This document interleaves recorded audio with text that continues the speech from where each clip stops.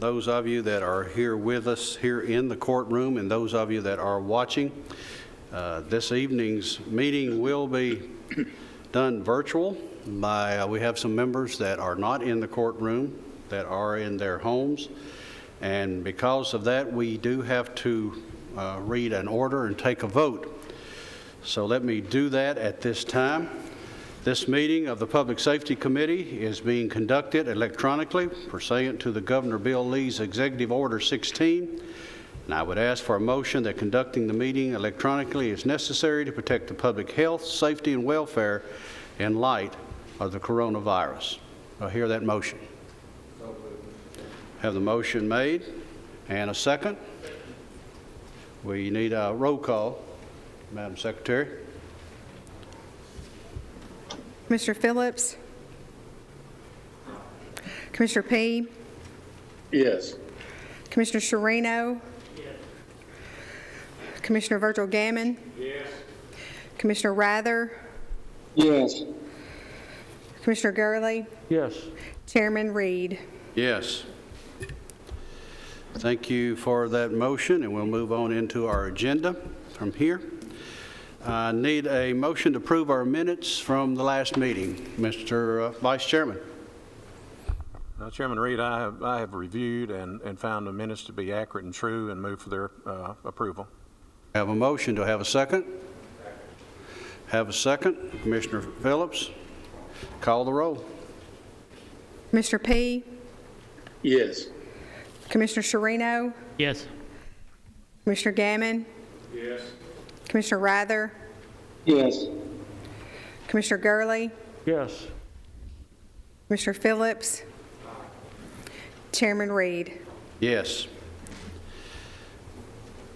Commissioners, we have a guest with us this evening that deals with, he's here because of an item on our agenda, and rather than to hold him through this meeting right here for it to come up later, I'm wanting to move an item up to the front, and what the item that we will be moving is just really 3C that deals with our radio system. I'll move it up right now ahead of Paul's.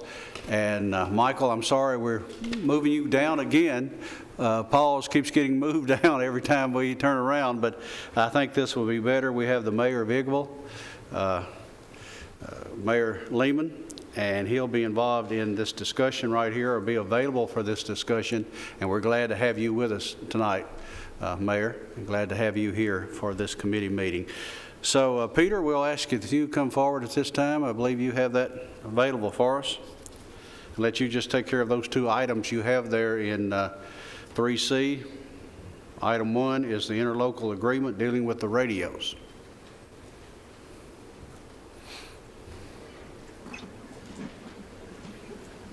Mr. Chairman, I think everyone in front of them has a copy of the interlocal agreement between the county and the city for the radio system.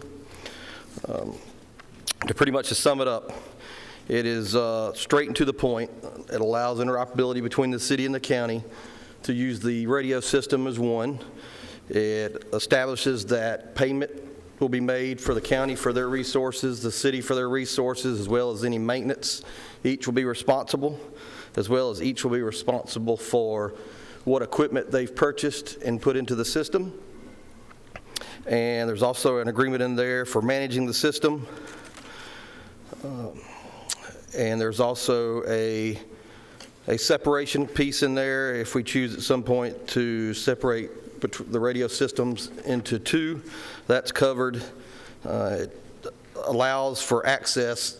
One note in here, it allows us access to the data of the radio system directly.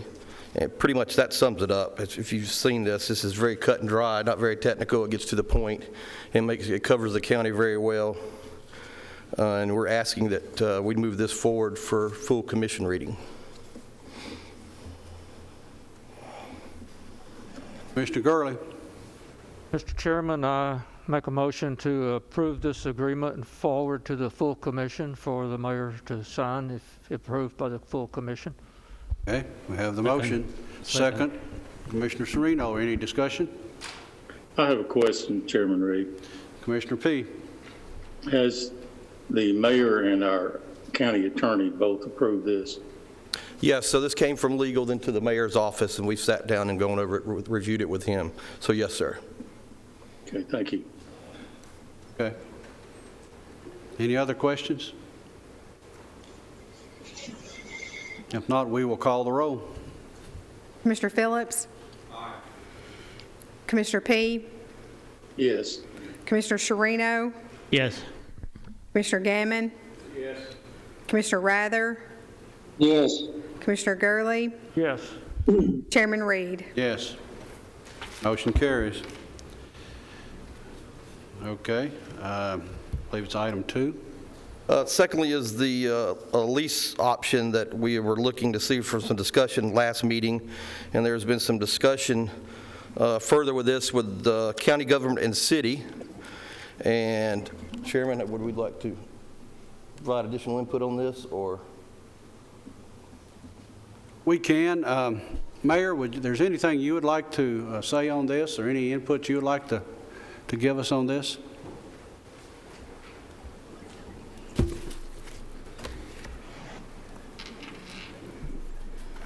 I think all we're asking for, we're going to be paying for it. We are part of the county as far as we take care of that end of the county and everything else. And I passed out a MOU. I know I gave one to the mayor. If you want to look at it, let me know. But it has all the details where we pay for everything, and it's costing the county nothing out of that. So that's basically what we're doing. Yes. Commissioner Gurley? I guess my question is, why can the city just not enter into a lease agreement with Motorola, period? Why does the county have to be involved?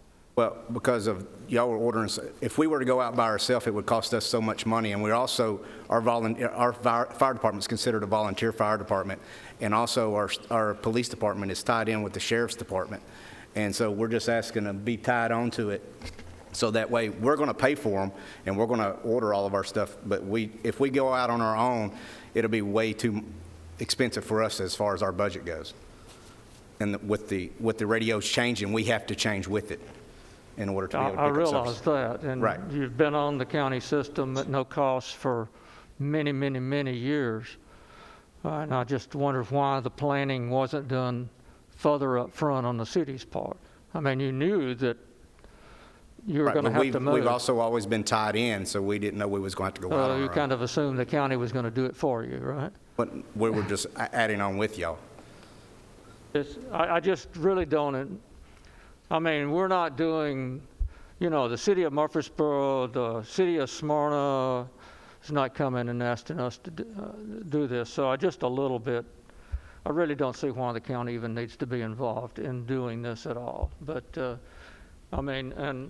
you're wanting 15 units. We're not giving any of the volunteer fire departments 15 units.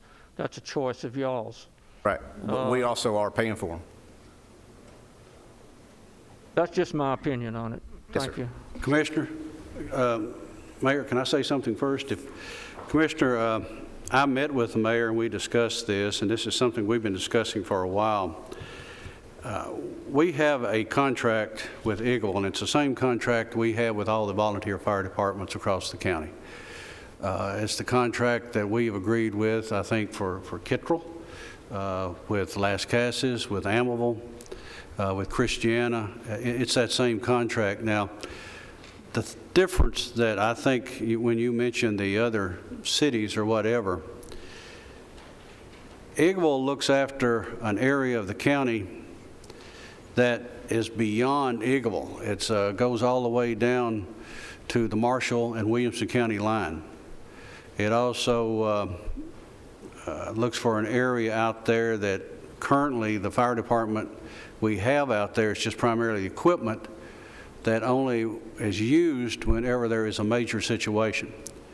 So we depend on them to work some area out there that's just not, other cities don't do. They don't come outside of their area unless it's just a major situation. So this is a little bit different than some other areas.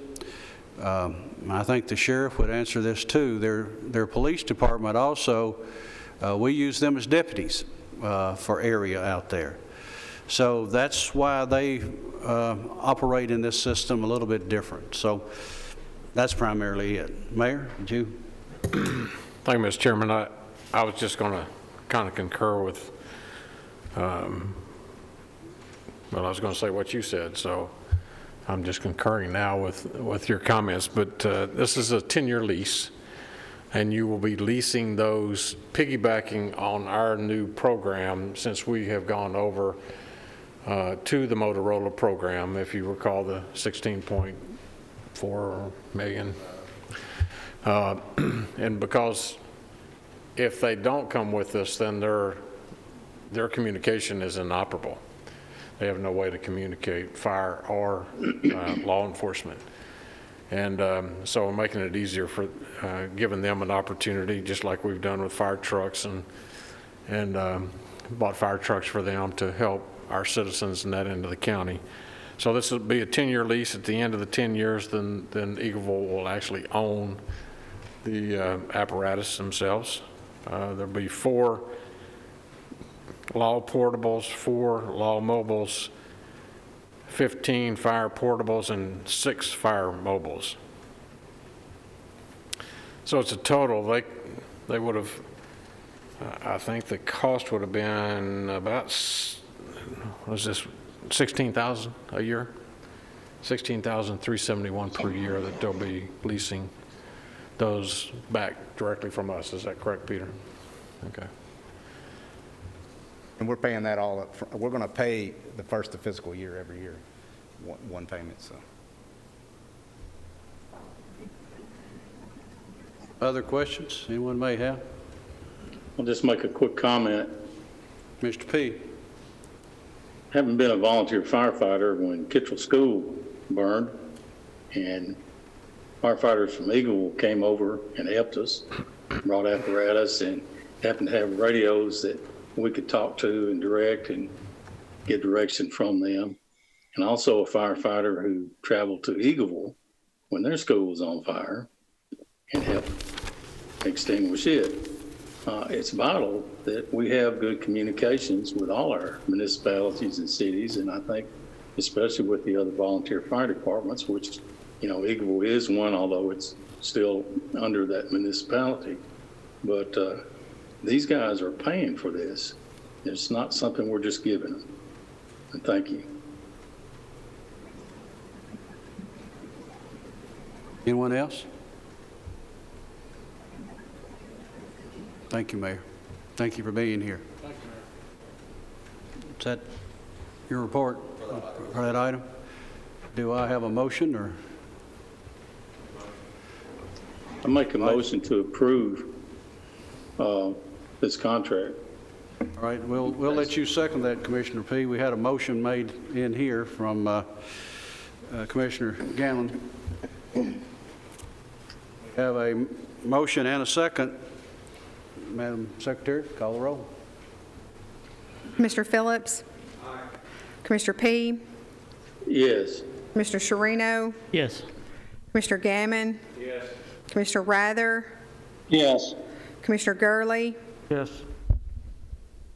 Chairman Reed? Yes. Motion carries. Real quick update where we are right now. All the infrastructure equipment has been delivered to the tower sites. They actually started last week on installing one of the sites on Lone Ridge Road, which is on Bradeville.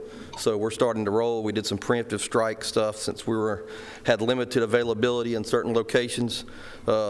We had the opportunity to do some training with 3 SRO officers. That way they can in turn do some small group training so they could get their equipment out. We're looking to do transport next, and we're completed the sheriff's office deployment. As you know, we had the interlocal done. There is projected training to continue where we had to stop because of COVID, starting May 19th, depending on what the regulations are. We're going to try to get that back rolling. But right now, we've kind of, like I said, we've done some preemptive strike work so we can get moving along with what we can do now until this pretty much where we're able to get into facilities and continue working.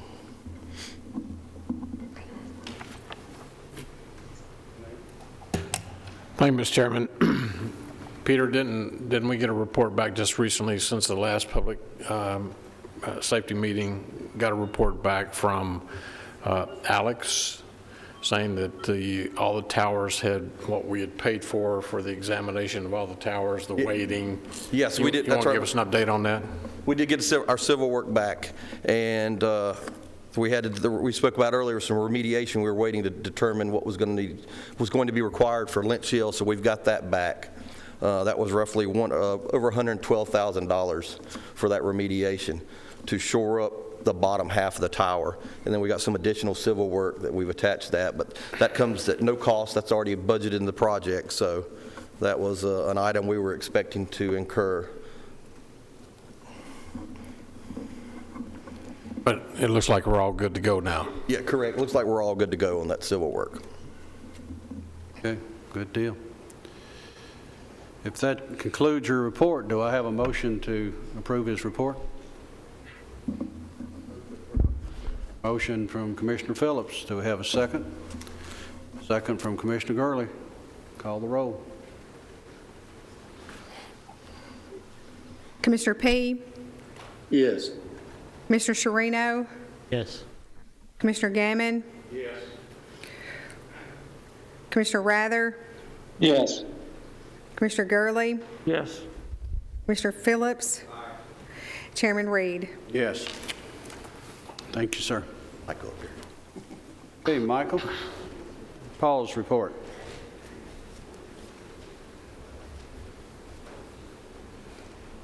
And I believe you have a grant in this report, right? Good evening. For the month of March, we had 489 animals come into the shelter. You'll see that we had an 85.2% adoption reclaim percentage and a 3.9% euthanasia rate. The biggest thing on the front page there is to look at our live release rate. For our dogs, we had 94.8%. Cats were 98.1%, and overall, we had a 95.3% live release rate for March. We had 2,292 folks that visited the shelter during that month and 1,796 logged calls and voicemails, and we completed 1,541 calls. That had us traveling 10,730 miles. Year to date, we've had 5,190 animals that have come into the shelter. Again, look at that live release rate of 91.7% down at the bottom there. We've handled 16,291 calls, and that had us traveling 114,244 miles thus far this fiscal year. The next page of the report is our rabies exposure and bite report. If you'll recall, this goes by calendar year versus fiscal year. So for the month of March, we had 28 bites. 2 of those were tested, neither came back as positive. We had 8 other exposures. 1 of those was tested and did not come back positive as well. So we've not had a positive rabies confirmed in our county this calendar year thus far. The last page of the report is something that I started including with you last month, just a chart that we're putting out on social media, allowing folks to kind of see visually where we stand for the month. And you'll see there the live release rate broken down by dogs and cats, the euthanasia rate broken down by dogs and cats, and our other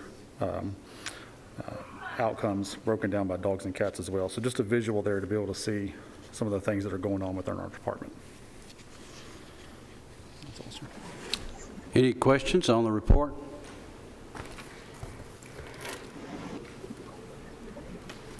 We have a motion to approve the reports. Commissioner Gammon, do I have a second? Second. Commissioner Sereno? Call the roll. Commissioner Rather, Yes. Commissioner Gurley, Yes. Commissioner Sherino, Yes. Commissioner Gammon. Commissioner P., Yes. Commissioner Phillips, Chairman Reed. Yes. I believe you have a grant, did you? Yes, sir. They're taking applications now for the State of Tennessee Animal Friendly Grant. If you'll recall, this is the revenue that's received from the Animal Friendly license plate. The maximum amount that you can apply for is $5,000. We intend to apply for that amount, but typically they take whatever funds are available during that year and just kind of divvy it up from there. So we're going to apply for the $5,000 and take what we get. There is no matching funds, and it is for to be used towards spay-neuter programs. Have a motion to approve and have a second. We'll call the roll on that. Huh? Commissioner Gurley? Any discussion or any question? If not, we'll call the roll. Commissioner Gurley, Yes. Commissioner Rather, Yes. Commissioner Gammon, Commissioner Sherino, Yes. Commissioner P, Yes. Commissioner Phillips, Chairman Reed. Yes. Thank you all. Thank you, sir. Yes, sir. Okay.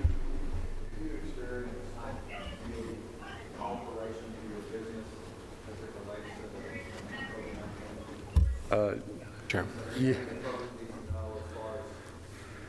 Definitely, yes. Back when the day that we got our first case, I think was what, Friday the 13th, I think in March, we at that time, not knowing what was going to happen, went ahead and altered operations with the blessing of the mayor to stop accepting owner surrenders just because we didn't know where we were going to be. We started today accepting limited owner surrenders, still doing those by appointment, just because we anticipate being able to go. We needed some additional animals in the shelter for folks to adopt. When it comes to the front end, with the adoptions and reclaims, we've gone completely by appointment, one person at a time. We're only getting, some days we're not having anybody that's calling in. Today, I think we had 2. But our census of animals has remained very low by design, just because we didn't know how many folks are going to be hospitalized that we may have to bring in their animals. We didn't know kind of how long we would be having to sit on animals and those type things, and really trying to focus on what was best for our staff as far as limiting the contact with different folks, what was best for the animals. We didn't want animals sitting in the shelter for possibly months without folks coming in, but also to make sure that our public stayed at home like they were supposed to. So has it altered? Emphatically, yes. We have kind of come up with a plan now, though, to, like I said today, starting to go back, not just throw the doors open, but starting to kind of methodically see how can we get back to some sense of normalcy, but that's going to take months. Next month, I'll just warn you, next month you're going to look at our numbers and go, our numbers have tanked. And they have, just from the fact that the animals that are coming in are animals that we didn't have a choice but to bring in, i.e. our bite cases, our aggresses, and those type things. So it's going to make our euthanasia rate look a little bit different next month than what you're used to. I guess it's going to be like those records where you see the asterisk out beside. But, you know, we're doing everything we can. It's just the nature of the beast of the animals that are coming in aren't offsetting the adoptions and those type things that we're typically able to do. Does that answer your question, sir? Yes, sir. Yes, sir. All right. Thank you all. Thank you. Mr. Chairman. Michael. Mr. Chairman. Mr. Chairman, thank you. Michael, if you would, just give them an update, the committee. I know this is not property management. Give them an update on your building. I believe the new roof, are you completed? Yes, the roof was finished up, I believe, on Good Friday. This morning, Ben with maintenance, as well as the roofing engineer, were out with the contractor, and they were up on the roof and looking. Didn't hear anything back from Ben that anything was awry while he was there. So we're just waiting for the invoice to be able to pay them off. Thank you. Yes, sir. Thank you, sir. All right, Public Safety Director report. And welcome, Chris Clark. I was going to say, this is the first time, new blood. So everybody, this is your opportunity for questions. So I think he's ready. So this is my first time, so please forgive me if I fail. I don't think so. Hopefully we'll get better as time goes on. Commissioner Gurley's already got a question. Yes, sir. I just want to know, have you caught any fish lately? And I have not been able to go fishing, unfortunately. So in our monthly report, as you can see, it all deals with COVID-19 pretty much. And we've listed by the days as the report states. So our adventure, my adventure, started approximately March the 28th when I was hired, and immediately went into state meetings and prepared for what to be known as a pandemic. And our team at Emergency Management, our Public Safety, the Sheriff's Department, EMS, Fire, our mayors, our administrators of cities all come together to make a whole community response. And without, I don't think that we would be in such a good shape if we didn't have that unity that we have today. And there's many people in this room to thank for the success so far for our community. Unfortunately, we've had some illnesses and we've had some deaths. But I truly believe that if we were not in the shape that we were, we would have had more deaths. And so, as you can see, over the last month, we've been diligently working to fight this virus. I told our staff today to pull the stats. We've delivered over 52,000 items to the field, to Smyrna, Laverne, Murfreesboro, Rutherford County, and different governmental organizations, along with some other essential groups that required PPE. And as far as I know, that's never been done in Rutherford County before. As you see, you have the radio system updates, as Peter has spoke about earlier. But along with that, we had 4 out-of-office responses. 2 of them, I believe, were to tractor-trailer incidents on the interstates. We had assisted Larry Farley's crew on a landfill fire, and then we had a small train derailment in Laverne. On one of your pages here, we had a thank you note for the Child's Advocacy Center. And then last but not least, we've got some grants to request to apply for.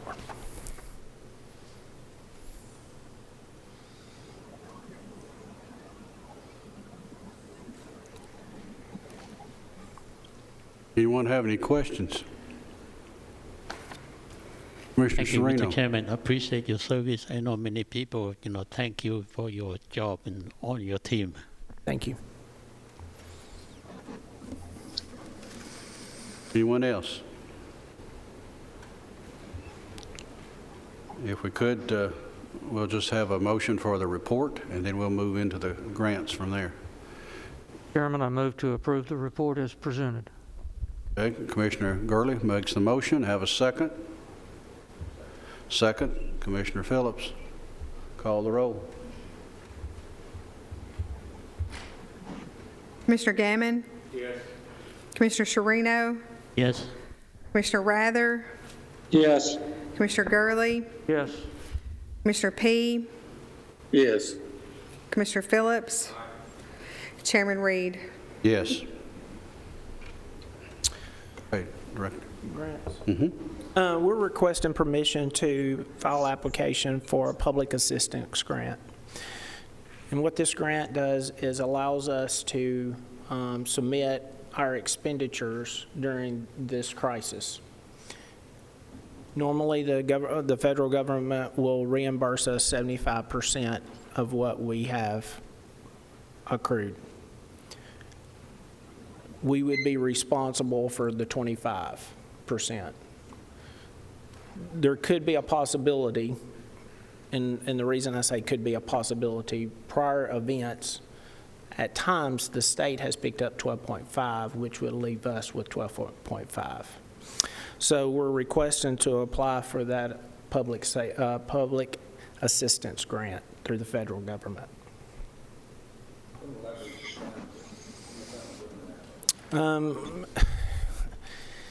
Hopefully soon. However, we're still accruing expenditures such as overtime. It's acceptable. Different items such as masks. So we're just really at the beginning, and hopefully we will submit that in the next few months. We would like to have a majority of that in hand so we can submit it. So you're going to wait until we're kind of toward the end? Or Yes, sir. Yes, sir. Move to approve that request. Motion made to move the request. Have a second. Commissioner Gurley seconds it. Any further discussion?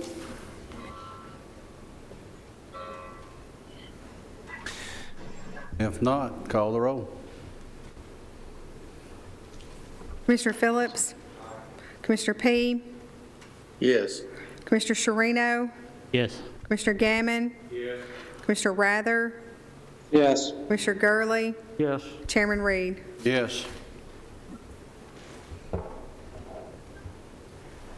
The second grant has come to my attention here in the last few hours. It's called an MPG grant.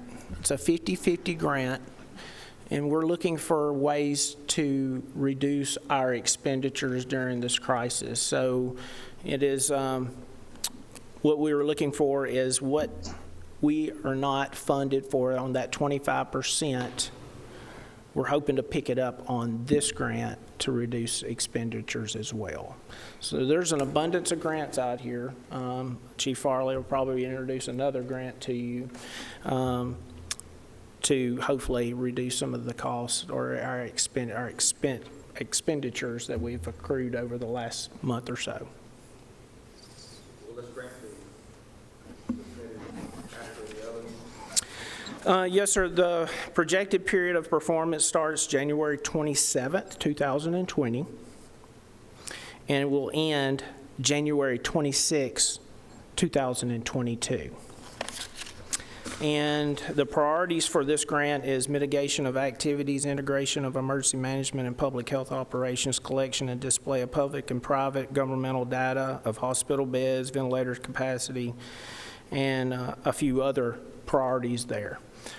So hopefully, once we can complete our reimbursement, the 75%, I'm hoping to apply the 50-50 for the remainder. That's the timetable. Yes, sir. Commissioner Gurley? Yeah, I'd just like to say that, you know, it's very important that we apply for these grants. There's a lot of federal money that's been made available to the states and to local governments. But if we don't apply for it, we don't get it. And everyone should bear in mind that this is not, when we apply for it, we're not going to get this. These grants require detailed accounting. You can't just say, I think I ordered 50,000 masks, and they're going to write you a check. So we've got to show documentations for it all, and that's going to be a burden on both the individual agencies and our finance department. But if we don't apply for these grants, then we're not going to get reimbursed. So Rutherford County deserves to be reimbursed just as much as any other entity. So I commend you for going ahead and taking the initiative to get the process rolling, because it has to go through multiple layers of approval, and it's not a quick fix. It won't solve our cash flow problem that we may encounter in the next few months, but it will, at some point, reimburse us for all of this and help the county's bottom line.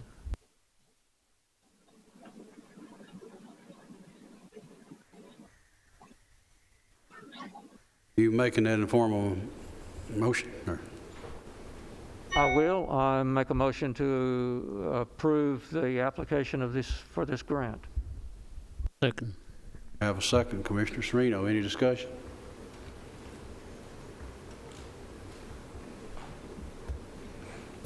Call the roll. Commissioner Phillips? Commissioner P? Yes. Commissioner Sherino? Yes. Commissioner Gammon? Yes. Commissioner Rather? Yes. Commissioner Gurley? Yes. Chairman Reed? Yes. That's you? Good job. Appreciate it. Yep. Chris, just hang on just a second. Mr. Chairman, if I could make a few comments. I welcome Chris Clark as our new Director of Public Safety. I won't label him with this because people were kidding about this for a long time. So instead of saying that he was like Cinderella and he put his foot in the slipper, and it fit. I'm not going to say that. It's like an old shoe, okay? So he's an old shoe, and he put it on, and it fit. Because when I hired Chris to come in, he came in probably, how long you been with us? 3 weeks? About 3 weeks. He came in kind of right after this thing started escalating, and immediately it was like a duck, and he went to water and immediately felt comfortable in working with our fire and rescue, working with EMS, working with all the agencies across our community, working with the mayors. He's become kind of the go-to person, and he's worked tirelessly over the last 3 weeks in trying to make sure that all of our county is protected with proper tools. He was glad to come back home, I'm sure, from Laverne, but if you recall, he worked for us for 12 years, in short? 22. 22 years. Left off 10 somewhere, but we're just glad to have him back in this role, and I think he's going to be an excellent addition to all of our emergency services and helping and aiding all of those. So he immediately opened up the SORT the second day after we brought him on board, and opened up the SORT, and it's been clicking, and everybody's working together. And if you just go by there down on West College Street, to see everybody working together, it's really pleasing to see that. So welcome aboard. Thank you. Welcome. Real quick story, real quick. So All right, when Cinderella, go all ahead. this went down, I owe a lot to Chief Farley and Director Hudgens. The morning that we come to present, we all met at my dinner table. My wife fixed breakfast to draw up a plan, and we come together to make this happen. And, you know, it's not about Chris Clark. It's about making the county whole. And that's what we did, and that was the start. And without the support by the mayor and his council and you guys, we couldn't do this.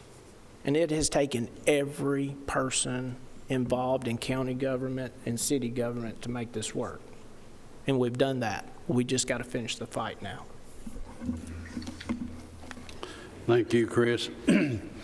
Chris, actually, I sort of feel sorry for you because everybody has told me, you hired Chris Clark? He's the greatest guy I ever known. I mean, how did y'all do that? He is such a great fella. You know, they've never said that about me. They expect me to mess up. So now you've got a target out there. You know, they're all pulling for you and think you got it great. But I'd have to say you've got a following out there that thinks the world of you, and we're looking forward to it. So thanks a lot. All right, I believe we're ready to move into the ambulance. Not move into it, but we're ready for that report.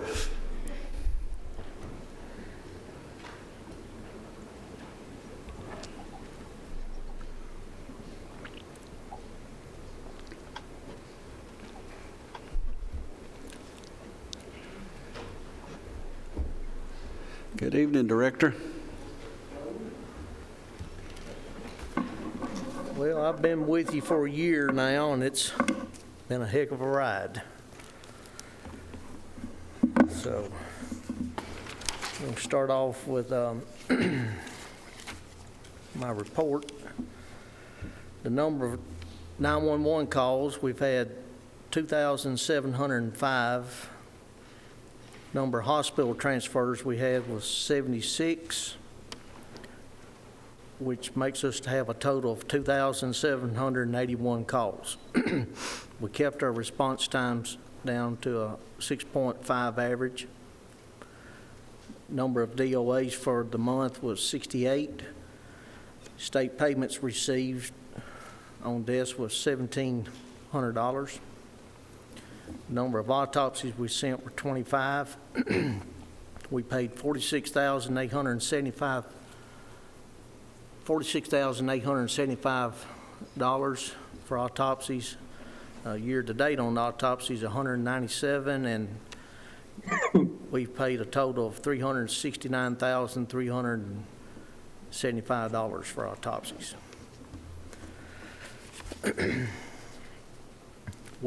On the ambulance side, we've billed $1,566,310. Total collections is $844,277. Year-to-date is $6,918,194. Projected yearly collections is $9,224,259. We're at 83% collection rate. Insurance write-offs were at $552,057. Other write-offs at $917,811. Okay, on the non-emergency side, we had 317 calls. 4 were declined. Total bill was $260,190. Total collections is $102,126. Year-to-date collections is $699,815. Projected year collections is $933,087. We're at 83% collection rate. Insurance write-offs at $137,114. And other write-offs were at $3,295. Okay, we've also got a nice thank you note from Lieutenant David Durham from Laverne PD. I've got an update on a patient we flew to Vandy. Got a real nice letter that was sent to me by Director Steve Smith. I was really proud of this, but at the same time, it doesn't surprise me. The standard of the employees we got is just is real high, and it's something the whole county can be proud of. And I also sent a thank you letter out to the employees. We got a nice compliment from Stonecrest, the CEO at Stonecrest. Well, I was in a meeting with him and some other hospital CEOs and the mayors and all that, and he complimented the ambulance service, and I reached out to our employees and told them about that. Got another thank you letter from an employee at St. Thomas Rutherford, bragging on our paramedics and EMTs. And I have 2 paramedics, Greg Samuelson and Jenny Reynolds, who received the Walmart Lifesaver Award. And we have another thank you letter from the power of attorney of a patient that we had taken care of. And after that, you will see some pictures. Mayor Ketron had acquired a lot of gloves that were distributed out throughout the county. Every nursing home, every school, the workhouse has received these gloves. And if you'll notice on the third picture, one of them says Shelbyville, Tennessee. I just wanted to assure everybody that's really not in Shelbyville. Their truck says that, but they're here. I assure you, everything was distributed here in Rutherford County. Matter of fact, I believe this nursing home actually has a nursing home in Shelbyville also. But these people were extremely grateful. It was almost like handing them a brick of gold. I mean, it was very emotional. They was very appreciative. One nursing home was down to 2 boxes. And so it's something that I was very proud to be a part of. And with that, I want to echo what Director Chris Clark said, is I want to thank all of the commissioners, and especially the chairman of the Budget Committee and chairman of the Public Safety Committee and Mayor Ketron. They brought us all together, and we have a good, fine, old-running machine in this county. And it's something that the people I wish who aren't actually on the ground doing this could really understand what's going on.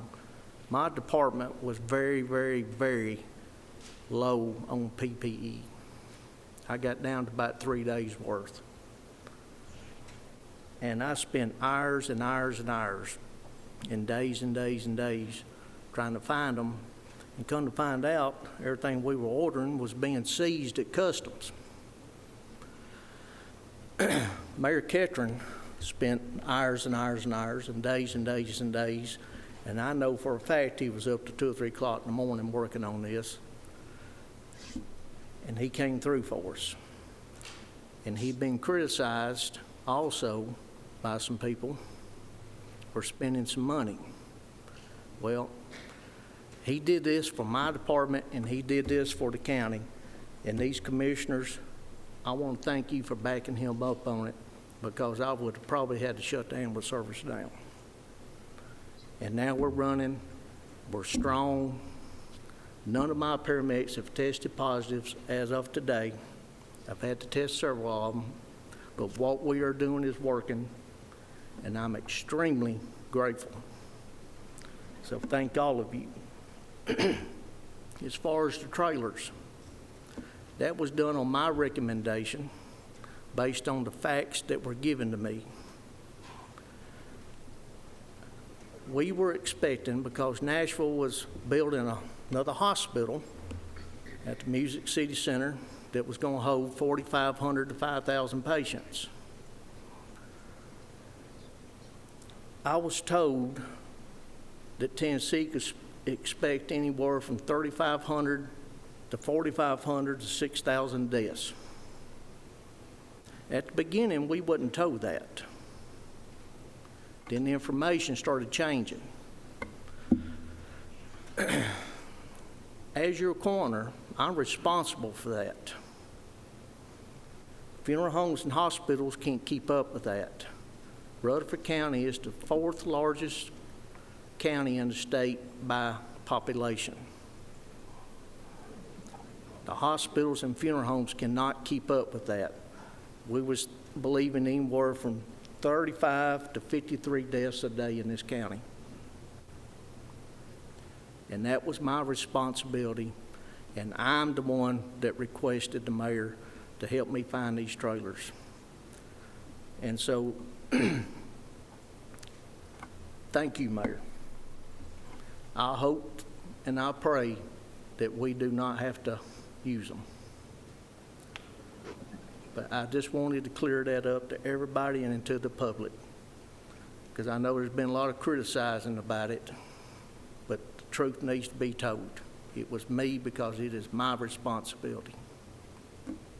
And I would fail if I don't act on those responsibilities. All my reports, sir. Any questions on the report? And commissioners, if you will, use your mics at the desk. We are streaming, and without those mics, they can't hear you. Anyone have any questions? Commissioner Gurley. I just wanted to move to approve the report as submitted. Motion's been moved to approve the report. Do you have a second? Commissioner P., any discussion? Call the roll. Commissioner Phillips? Aye. Commissioner P.? Yes. Commissioner Sherino? Yes. Commissioner Gammon? Yes. Commissioner Rather? Yes. Commissioner Gurley? Yes. Chairman Reed? Yes. I just want to echo our director there. He took me on a trip to see those trailers, and I went to see them right after we had made this decision. Gentlemen, we got our money's worth. They're dry. They're insulated. The motors in these refrigerated trailers have all been inspected. I think they've got new belts on the motors. They have good thermostats that keep them all at a good temperature and whatever. They were a good purchase. Plus, one of them contained all those gloves that you had there, and I saw all those gloves. I've never seen as many gloves in my life. And but that was a good purchase. Plus, the facility that we have prepared, or that they have prepared, I don't think you could have found a better place there either for us to use and whatever. But it was some good decisions, some good planning. You know, I can always remember a volunteer fire department used to have a card, and I'd say Commissioner P probably has seen that slogan many times, that says it's better to have something and not need it than to need something and not have it.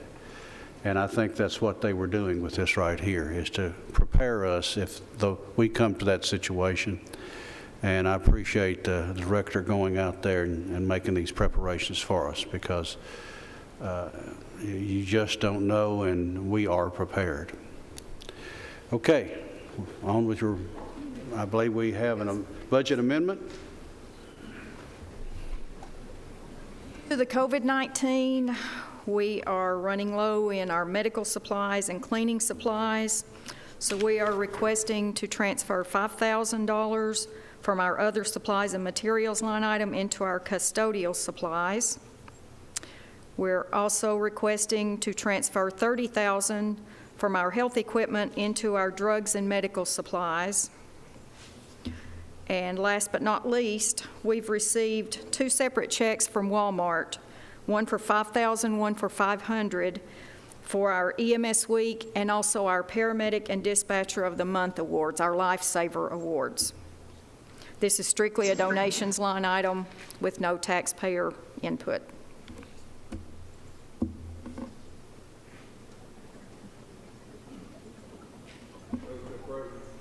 We have a motion to approve the amendment, and a second, Commissioner Gurley. Any question? Call the roll. Commissioner Phillips? Aye. Commissioner P? Yes. Commissioner Sherino? Yes. Commissioner Gammon? Yes. Commissioner Rather? Yes. Commissioner Gurley? Yes. Chairman Reed? Yes. Thank you. Okay. Denise Martin, do you want to make any introductions here, or? This is Denise Martin. She's our death investigator. Virgil, I'm sure, knows her. I've been fortunate enough to hire Denise. So she works for us, and I'm going to let her explain a little bit because I can't even really pronounce the title of her name, but of her position. But I'm going to let her explain to it, and then she's going to be requesting some things. Okay. Thank you. Good evening, and thank you, Director Hudgens. As Carl said, my name is Denise Martin, and my official title is Medical Legal Death Investigator Instructor. We have several of our EMS staff, mainly the assistant directors, their North End supervisors and their alternates, that perform death investigation in this county for us, and they have been doing an absolutely valiant job. The service they've provided for Rutherford is excellent, but we've recognized that we can always improve on our services, and it's hoped that with my presence, we'll be able to truly have an in-service medical legal death investigator training program to support that staff that are performing these investigations, and to continue improving on our death certification accuracy in our county, so that we can continue to support our public health efforts. But what I'm here tonight for primarily is to seek your permission the commissioners, to apply for a grant. A notice of funding opportunity was forwarded to Director Hudgens from Reba Carlton, so I thank her for that. This is a Paul Coverdell Forensic Science Improvement Grants Program, so again, it's intended to improve an already existing program. The application is due by June 19th for a maximum amount to be awarded of $250,000. It's for a 24-month period beginning on October 1st of this year, and there's no match required. Hopefully, all the commissioners have a copy of this in their email. Unfortunately, I didn't request this to be forwarded until this morning, so I don't anticipate you may have had a chance to look through it. So just to give you a few ideas of what the program hopes to do, is that it furthers the department's mission, and that's the U.S. Department of Justice, providing states and units of local government with tools needed to meet the challenges of crime and justice. Specifically, this program seeks to improve forensic science and medical examiner/coroner services, including services provided by laboratories operated by states and units of local government. And for this program, medical examiner offices are actually considered laboratories. So we are one of the organizations or departments that would be covered under this grant, and there are several different grant purposes, and you can go for one or several of them, and I believe that we would be able to utilize several. Primarily, it seeks to improve quality and timeliness of forensic science or medical examiner services within the state, and that includes units of local government. It's hoped that we would be able to provide some toxicology services or studies to be able to improve our death certification accuracy. There's a section that's focused on training, assisting, and employing medical legal death investigators, and also funding a medical legal death investigation system for accreditation of medical examiner officers and certification of medical legal death investigators. So there are several ways that we could utilize this funding. We don't currently have an area or a designated area in which our medical examiner and or medical examiner investigators can perform any types of examinations. I think there are certain deaths that aren't necessarily always falling under the requirements for sending or criteria for sending for autopsy that really could benefit from having thorough external examinations and or toxicology studies being performed, particularly those deaths that are pronounced outside of a medical facility. So having a designated secure area that we could do these examinations and pull toxicology would not only increase our accuracy, but potentially might save us some money on those cases that really don't meet the criteria for sending for autopsy. And by that, I don't mean to replace any autopsy service, but those cases where we have significant medical disease per se, but there is a suspicion or a possibility that drugs or drug overdose played a part in the death. We could do toxicology studies, and our medical examiner could do an examination without taking the next step of actually sending that case for autopsy. So there are ways to not only improve the quality and accuracy of those death certifications, but potentially save the county money on those cases too. I would also like to be able to use grant funds, if we were awarded this, to continue improvements with our death investigation and our training. Like I said, we do plan to have a true in-service program going, but funding would allow us to attract and secure some experts to come and give some guest presentations to broaden our death investigation training.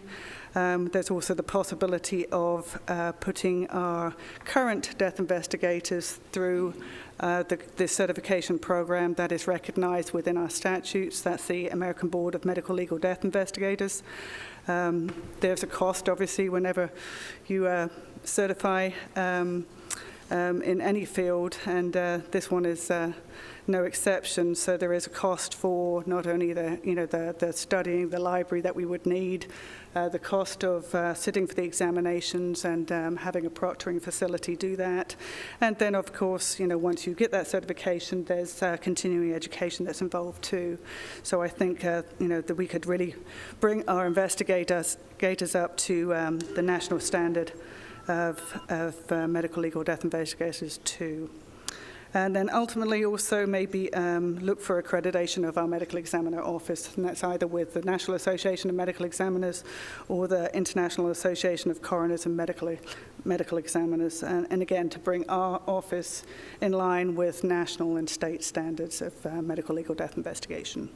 So just to sum up, I'm seeking permission to apply for this grant opportunity, and again, it's a no-match grant.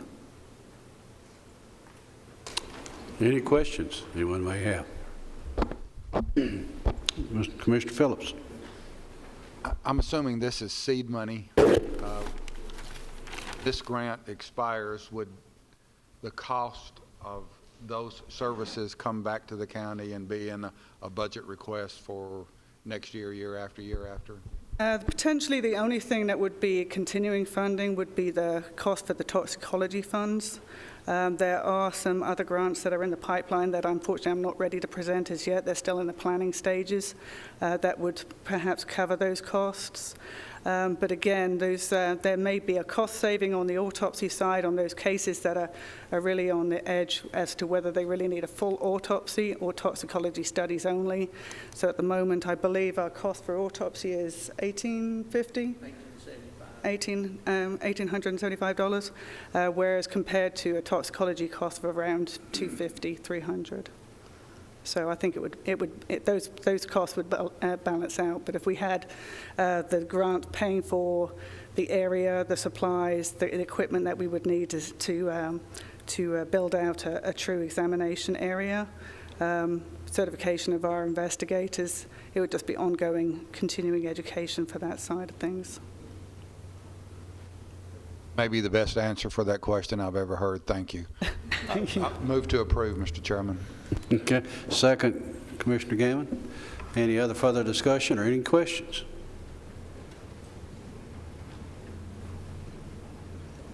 If not, we'll call for the vote. Madam Secretary. Commissioner Phillips? Aye.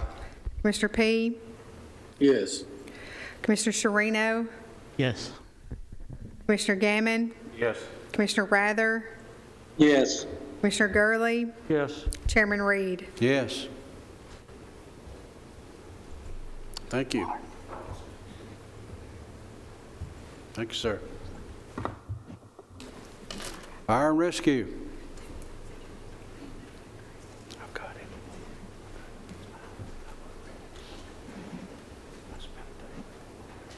it. For the month of March, we had 11 structure fires, had a total of 534 calls. Out of those number was 11 were structure fires, had 3 mobile car fires. We ran 284 medical calls. We had 56 MVAs. 27 of those were with injuries. 29 were without injuries. 1 extrication. A year-to-date call volume for us is we've had 26 structure fires, 8 vehicle fires. We run 968 medical calls. We've had 194 motor vehicle accidents. 103 of those were with injuries, 91 was without, and we've done 10 extrications for a total call volume of 1,852 calls.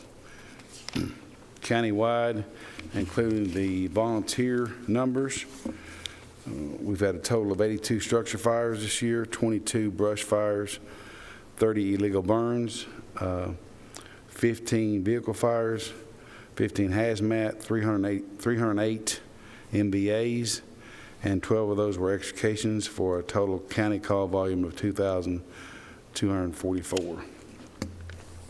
The next sheet is the addresses of the damaged residential homes that were that we had fire calls for.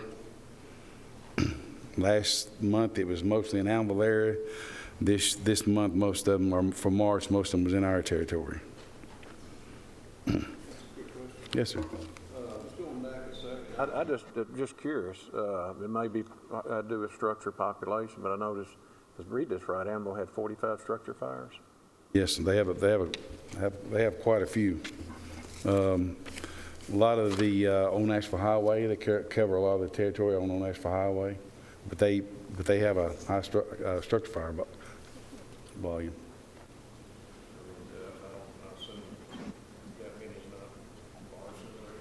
Well, of course, they're all investigated now because of our arson team, but they're all investigated, and I've got a report on down here what the investigations are. We have a lot. The high call volume for structure fires is heavy in the Kittrell area and also out in Annabelle area.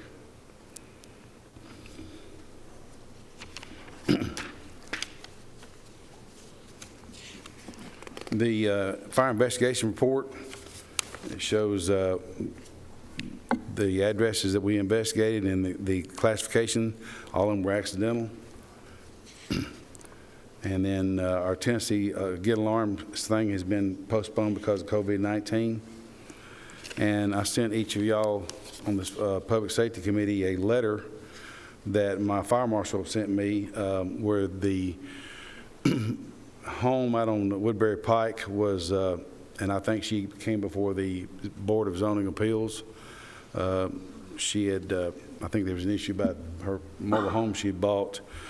Anyway, the investigation that, when we started this in July of 1st of 2019, when the legislature passed the resolution that y'all passed to help give us the police powers to do fire investigations. That's been 10 months, and they've made 8 arrests so far. They also made 2 arrests on that fire out on Woodbury Pike, and we were able to seize a vehicle of theirs.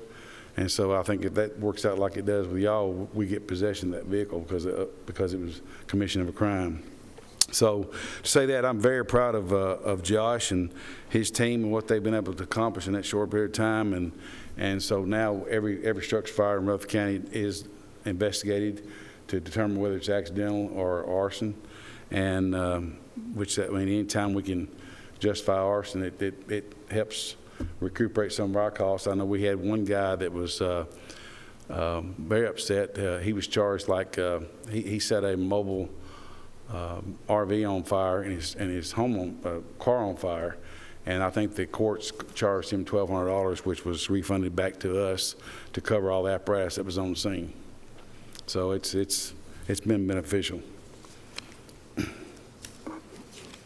And but after that, that completes my report. I would like to give a shout out to my administrative assistant, Marissa Morales.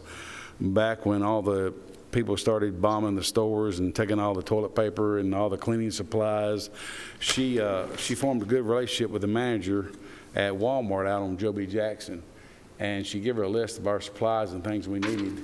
And that lady was so kind as to, when supplies would come in, she would put those supplies back and what we needed, and she would call and say, hey, we got what you need, come pick it up. Of course, we had to pay for it, but she was kind enough to make sure we got the Clorox wipes and stuff to do our, wipe everything down, the doorknobs and everything. So I just want to give her a shout out for making that extra effort.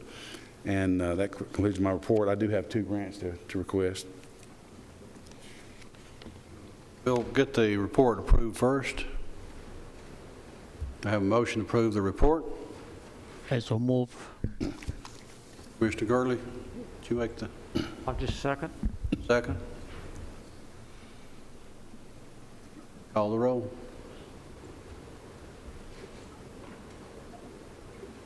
Commissioner P?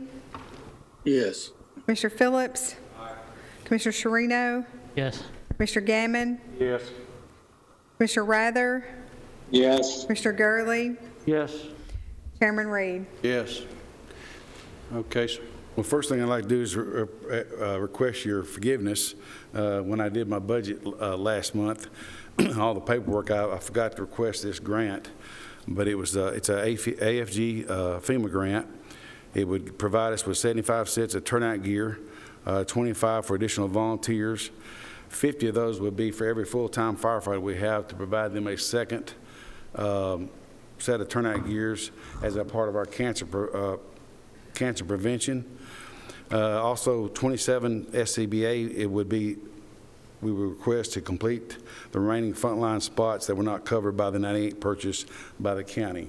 We want to make sure that the volunteers got air packs, because everything they had was expiring, and this would complete the other trucks that we have that we didn't have anything on. Total cost is $459,300. Our cost, the county cost, would be $45,754.55.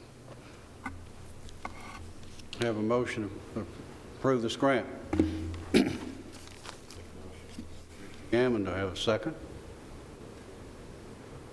Second. Second, Commissioner Gurley. Call the roll.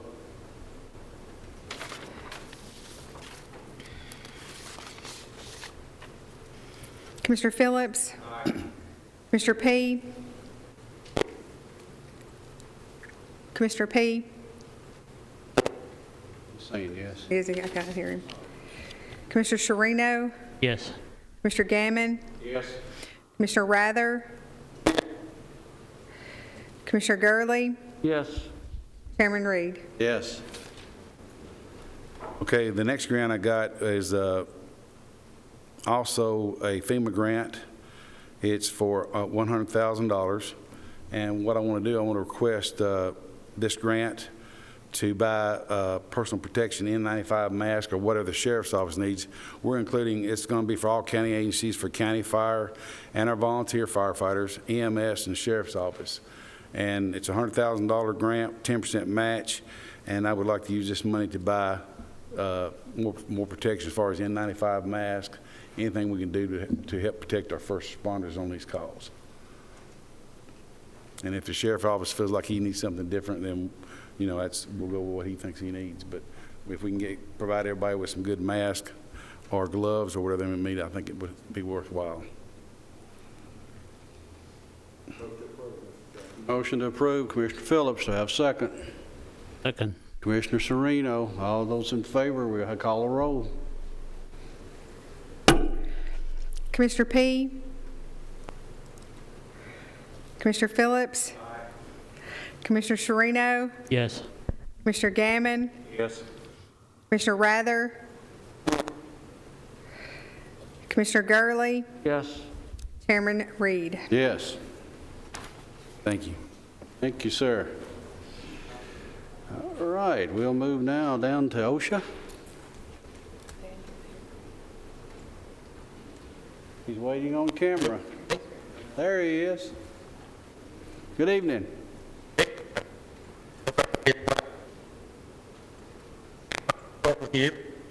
I believe we've got some technical difficulty.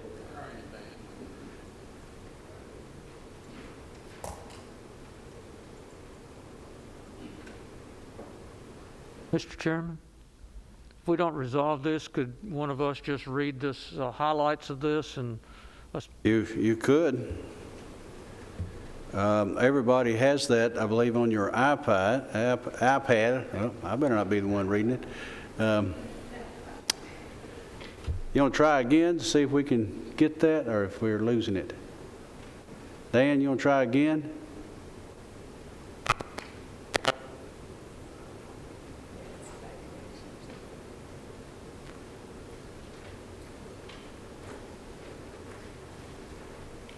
I believe we have lost Dan.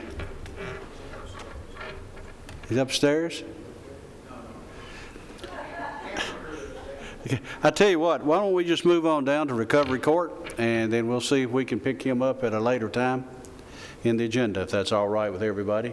And we'll give IT an opportunity to see if they can fix our technical difficulties. I felt like I was talking to a satellite somewhere off in the blue. Recovery Court report. Mayor?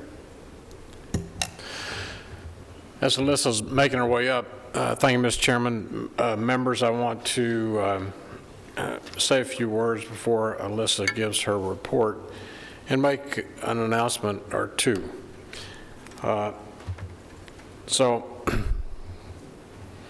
with the recent unexpected passing of our former commissioner, Steve Irvin, week before last, this came as quite a shock to all of us. Alyssa has been working down at probation for quite some time and doing an excellent job. And at the shock of losing Steve, I had to try to reevaluate what we were doing with probation and also our recovery courts. So I made the decision to split the baby, if you will, instead of bringing Alyssa in or having to, because of the conditions with COVID-19 and everything else of meetings and trying to get on Zoom and do things. I knew that I was looking at the people who we take care of in our recovery court and the people who we take care of in our probations. Many times those people don't need to go without some type of leadership, especially if they're not doing the drug testing, and if they're not doing the required drug testing and have somebody to report to, then it's very easy for them to slip off and fall off the wagon, if you will, and go back to doing the drugs or whatever, the alcohol that we work so hard to try to free them from those vices that they've been hooked on for such a long time. So I made the decision to split, and Sonia will come up in a few moments after Alyssa gives her report and talk about this, but I have split the two in making a recommendation to you by taking both our recovery courts and our probation that Steve was just trying to barely getting his arms around both. And I think when they were both created, I think probation was there first, and for those who were here in the last administration, you all went through some difficult times with a third-party contractor that we ended up dealing with our probation, et cetera. So we had some difficult times getting through this. And of course, Trey took over and tried to run both of those entities. And then when he left unexpectedly, then we brought Steve in to try to run those as well. Both are very important to our community. Both are very important to the people that we treat. So I have made the recommendation to split both of those, and would like to make Alyssa, she is going to be the new director of probation. And then I'll announce here tonight, I went out to the recovery courts today and announced to all the staff members that immediately I hired the number 2 person when I first interviewed and hired Steve as our director of both. This lady's name is Patricia Breeding. Patricia lives in Blackman. She used to work in, she do probation. She worked for probation back when it was in the outside private sector company, is that correct? Okay, but she's assistant director of probation and Metro in Nashville, correct? She's actually the assistant of the recovery courts in the mental health and veterans court in Davidson County. In Davidson County. She answers to one judge, I think, directly, but represents about 14 or 15 judges that she works with. She was a very close number 2 when I hired Steve. Okay, so she would have been she was my second choice, and so when immediately after Steve's passing, I knew that I had to do something to trying to find out how's the best way to take care of these folks who need to report on a daily basis to us. And so I reached out to her, and she came in, and so she has accepted the position. She was like me, she's tired of driving to Nashville and all the traffic because she lives in Blackman. But she's been in this position in Nashville for 12, 13 years, Sonia. I believe it's close to that. So I think it's a very good hire. So we'll have 2 directors over these 2 important programs instead of just having one, because it was really hard for one person to get their arms around both of them. Alyssa's already stepped up. Her staff is excited about her being the new director over probation. And Patricia will be starting next week. She had to give her judge at least 3 weeks when we hired her to give her some time to train her number 2 person, if you will, to come in and take over her position, because it kind of caught them flat-footed as well. But we're excited about having 2 new directors over 2 important programs working for us. Now, Alyssa's going to give her report, and then Sonia will come up and tell us about how we'll make this adjustment into our, I guess, as far as classifications but I think we're doing this well within the budget. So, Alyssa, if you want to give your report.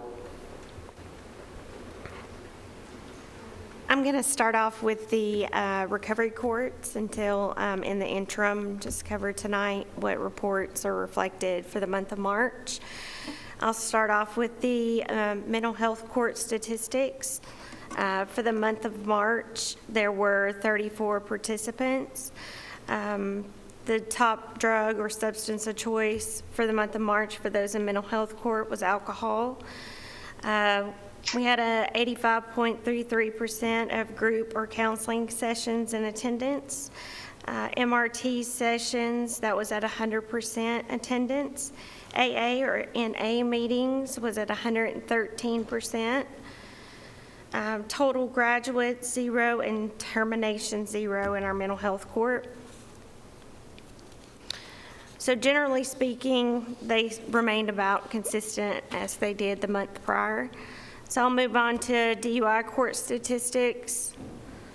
Number of participants in DUI court for the month of March was 35. The substance of choice was alcohol for our DUI court participants. We had a 98.84 counseling or group session total for the month of March. We had a 93.33% of MRT session attendance. We had 109.66% for NA or AA meeting totals. We had a total number of 3 graduates for DUI court and 1 termination for that. Next, moving on to the drug court statistics. We had 43 participants in drug court. The drug of choice for our DUI court participants was heroin. That across the board seems to be the trend. And for whatever reason, it seems like a higher trend for this month, but that's still the top drug of choice. 101% attendance in those group or counseling sessions. We had 120% for the NAAA meeting totals in attendance. We had 1 graduate and 0 terminated in that program. And lastly, the Veterans Court statistics. We had 22 participants in the Veterans Court program. The top substance of choice was alcohol at 48%. We had 97% attendance of counseling or group session totals. We had 121% of NA or AA meeting totals. And then we had 0 graduates and also 0 terminations out of the program.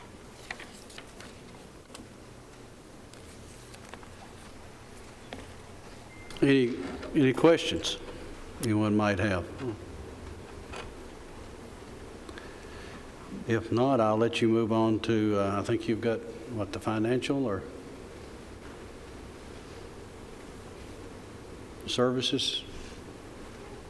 So moving on to probation and recovery services report for the month of March will be the next report that I'll go over. The total amount of expenditures for the probation department for the month of March was $111,024.33. Moving to the revenue, the combined total from Melissa Harrell's office, this is any of the money that has been turned over to be collected by the clerk's office, that totaled $9,730.36 from the clerk's office. So with the combined total of our revenue and what was collected at the clerk's department, that was a total of $26,829.86. Total expenditures, again, is $111,024.33 with a difference of $84,194.47 for the month of March. Total amount of money that entered voluntary payment agreements with the clerk's office for the month of March for probation fees totaled $18,900. Those that failed to enter the payment agreements for the month was $14,004. For the fiscal year thus far, the amount of money turned over to enter in a voluntary payment agreement is $157,660.25. And so far in the fiscal year, those that have failed to enter the voluntary payment agreements totals $174,288.15. Okay, any questions anyone may have? Do I have a motion to approval of these reports? Commissioner Gammon, do I have a second? Second. Second, Commissioner Sereno. Madam Secretary, call the roll. Commissioner Phillips? Aye. Commissioner P? Yes. Commissioner Sereno? Yes. Commissioner Gammon? Yes. Commissioner Rather? Yes. Commissioner Gurley? Yes. Chairman Reed? Yes. Thank you, Lisa. Appreciate you. And look forward to your reports. Thank you. All right, I believe Mrs. Stevenson come forward.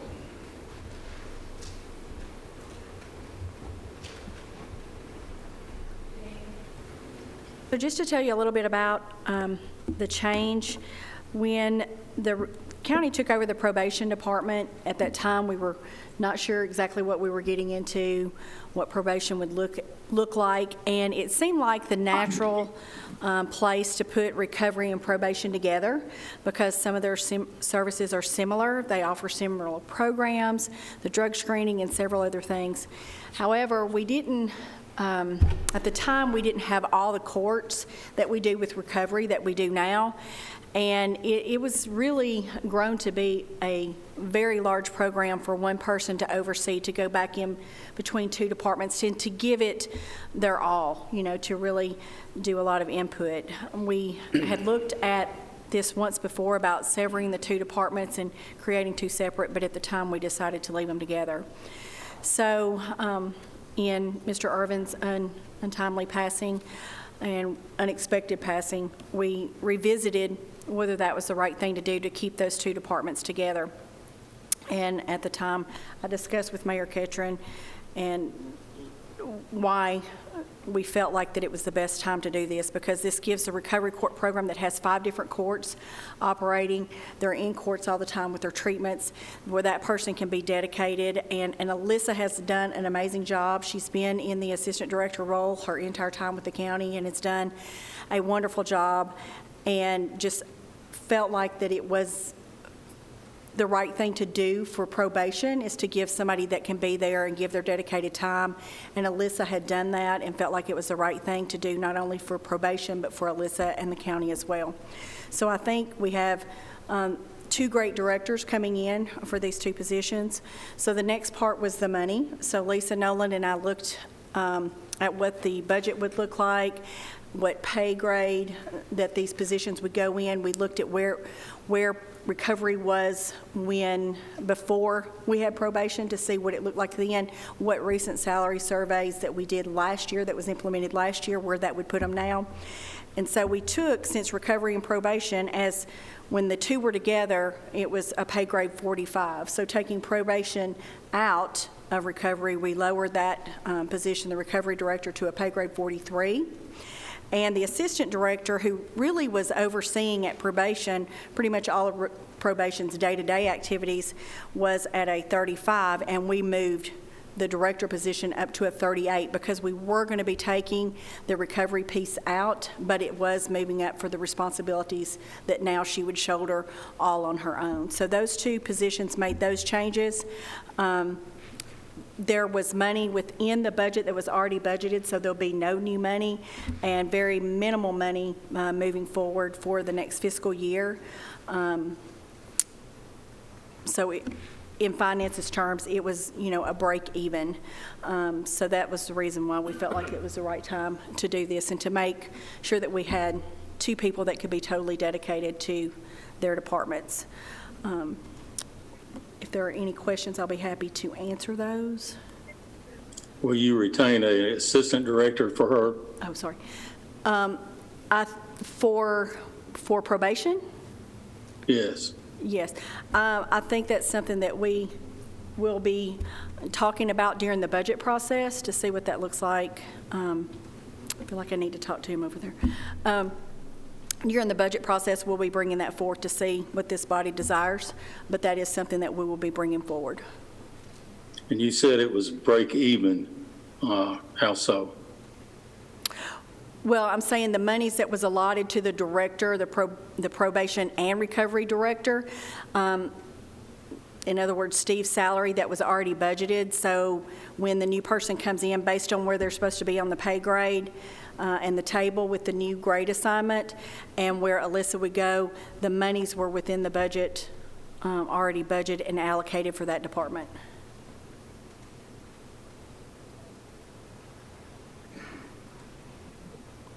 Does that answer your question, Commissioner P? Not entirely, but go ahead. Okay, the money was already budgeted. The salary was already budgeted in the budget for the year that we're in right now. So Steve's salary was. correct. So Steve is no longer in that position. So the money is still budgeted in that position. The person coming in and Alyssa taking over the director for probation, those two salaries, the difference in Alyssa's salary moving forward and the difference in the person who's coming in that will just do recovery, those break even with what was already budgeted for Alyssa's salary and Steve Irvin's salary to begin with. So if one was budgeted one salary and the other, the two combined, so the salaries break even, is my understanding. Okay, so you basically kept the assistant's position and the director's position in splitting that money. Yes. That's correct. Yes, that is correct. If I wasn't saying. Thank you. I'm sorry, I didn't say that right. Are there any other questions? Okay. Motion accept. We probably will have to have this motion, and the fact that we are, and would you like for your motion to be that we split these two positions? Because this is totally new. Okay. Do I have a second on that motion? Commissioner Gurley. Further discussion? Call the roll.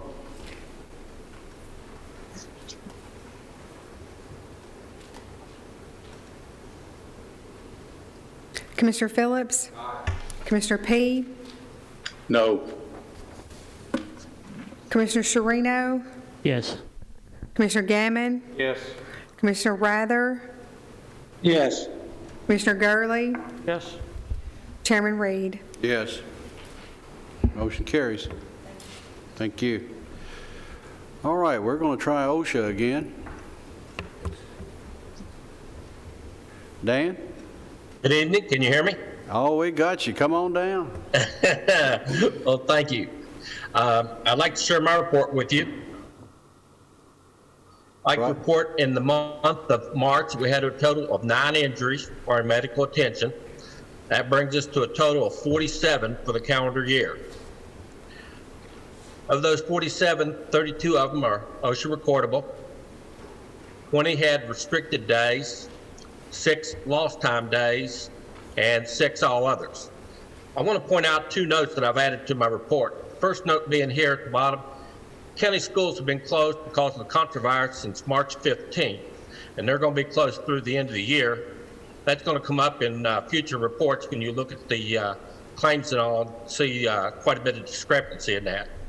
Also, the county offices have been closed since April 2nd, will be closed for the entire month. So as we go through the report, you're going to see this month and future months that does have quite a bit of reflection in the report. As we look at the claims for the month or year to date, this year we're at 47 year to date compared to 51 last year and 67 2 years ago. If you look at that report for the month of March, you'll notice that last year this time we had a total of 22 claims, while this month we've had 9. That being that the schools were out for half of the month, and therefore there's only 2 weeks worth of accidents reported from the Board of Education. If we look at the incurred dollars for the year to date, for this month or year to date for 2020, we have 127,000 compared to last year at 104,000, and 2 years ago at 223,000 at this time. On the last page of your report, you'll notice we broke out. The Board of Education has had a total of 7 of those injuries. Of the 9, and County General had 2, and within the County General, those 2 are all reported in the Sheriff's Department. Just to kind of give you a quick look ahead for next month, last year at this time we had a total of 36 injuries in the month of April, and presently we have 3 this month. So that's why it's going to be significant to remember the effect the coronavirus has had on the county's injuries as far as that's concerned. While there's been a lot of questions and concerns about employee exposure and things like that, we've had a few possible exposures, but we've had no injuries reported. They've only been possibilities and recorded as a report-only exposure. And that's all I have at this time. Thank you. Thank you. Have a motion to approve the report? So moved, Mr. Chairman. Commissioner Phillips, do we have a second? Second. I think Commissioner Rather got in there on that one. All right, call the roll. Mr. P., Yes. Commissioner Sereno, Yes. Commissioner Gammon, Yes. Commissioner Rather, Yes. Commissioner Gurley, Yes. Commissioner Phillips, Chairman Reed. Aye. All right, Correctional Work Center report.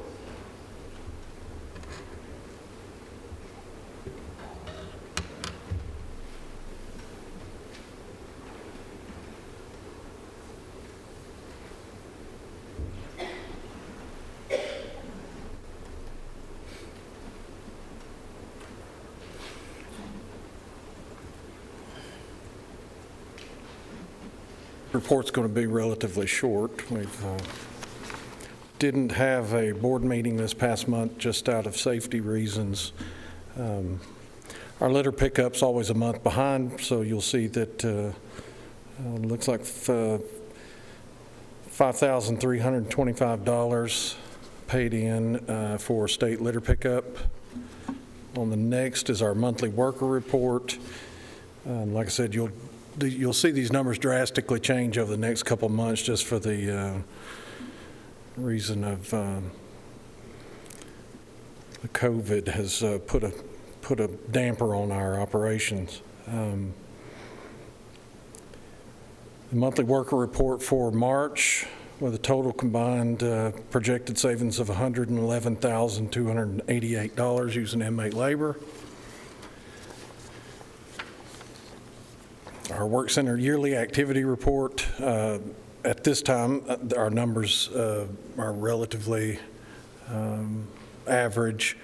Next month, you'll see that they will drop down to about 150 or so, which is kind of what we did purposely to battle this pandemic, if you will. And then our work release program, you'll see that at the time that this report was done, it was still going very well. We have since shut that down, and we're looking at a tentative restart date of the 18th of May with all of those 12. I think we've got 11 on board to start back, and one more we're waiting on confirmation. And that is my report. Let me ask you, on your state litter pickup, now that has been shut down too, is that? It is not. We're still continuing to do that. Still continue that? Yes, sir. Okay. As a matter of fact, you'll see those numbers go up just for the simple fact that there's a lack of traffic, and we're able to get out there more and do more work where the interstates and the state roads are concerned. Any questions on the report? I have a motion to approve. Move to approve. Mr. Gurley, have a second. Second. Marino, call the roll.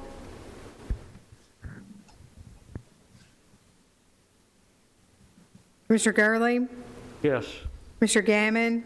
Yes. Commissioner Rather? Yes. Commissioner Sherino? Yes. Commissioner P? Yes. Commissioner Phillips? Chairman Reed? Yes. Chairman, if I could just kind of echo what Carl said earlier about the gloves and thank the mayor and you all for providing those. If you've not worked and or lived in a jail before, you wouldn't know that we use a lot of gloves on a regular basis. And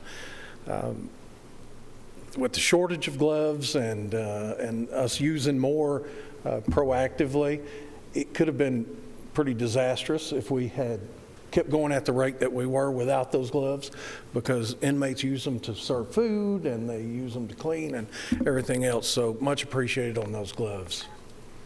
That's all I have. Thank you. Thank you. Thank you, Mr. Cope. All right, juvenile detention report. Ms. Duke.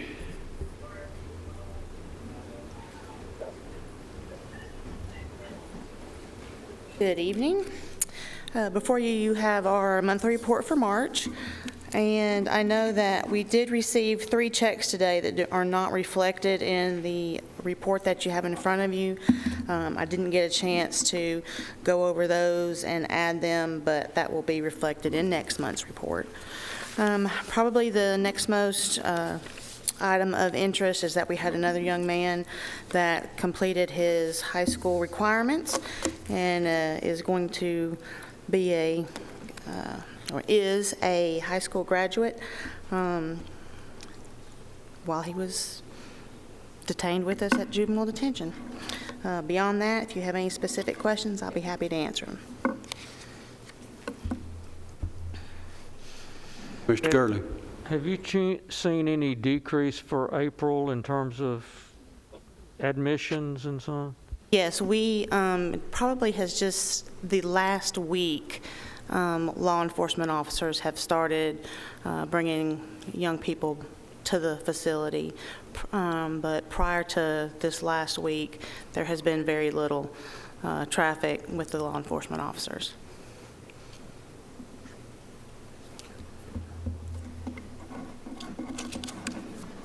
Any other questions on the report that you have?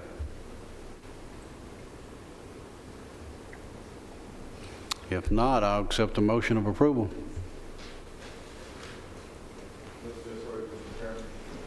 Commissioner Phillips moves to approve. Do I have a second?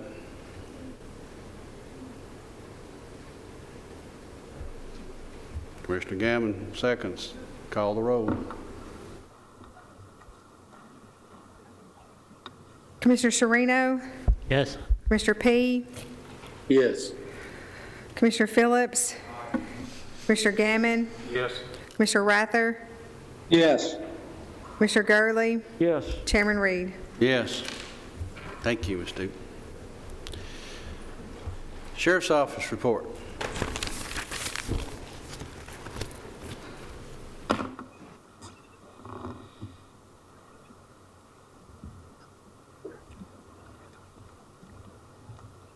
Evening, Sheriff. The only thing we've got is the report I think that you've got in your packet. As far as looking at the departmental budget report, everything looks to be on. We're probably in May, we'll maybe coming to look to move some money to utilities because of the sewage increase that we've had this year. But that's something we'll look at next month. But other than that, we have no money that we're going to move tonight. And so I'll entertain any questions you may have on the packet that's before you.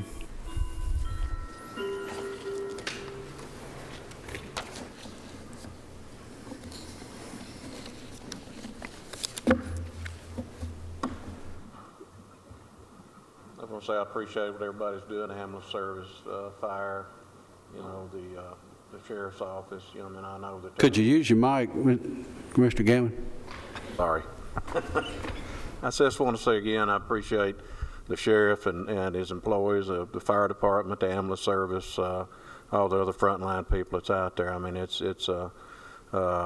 we all, I'm sure, have relatives that are in the medical field and everything. I know I do, and you just don't know what's going to happen next. So I really just want to say I appreciate you and Appreciate the direction that's going on. We've, and I appreciate that very much. Our men and women, sheriff's office has stepped up to a time that's kind of unusual for all of us and something none of us has faced before. And I will say this, the question has come up, and we're housing 668 today, and that's down about 220 from what we normally house. The judges and through the Supreme Court has helped us tremendously in reducing population, not only in giving us orders that nonviolent misdemeanors that we could go ahead and release, also through the pretrial program has helped us tremendously, where they have expanded somewhat in the look at the pretrial to keep as many people from coming in as possible. Anybody that comes into our facility, we house them segregated for 14 days as a precaution before we put them in the general population.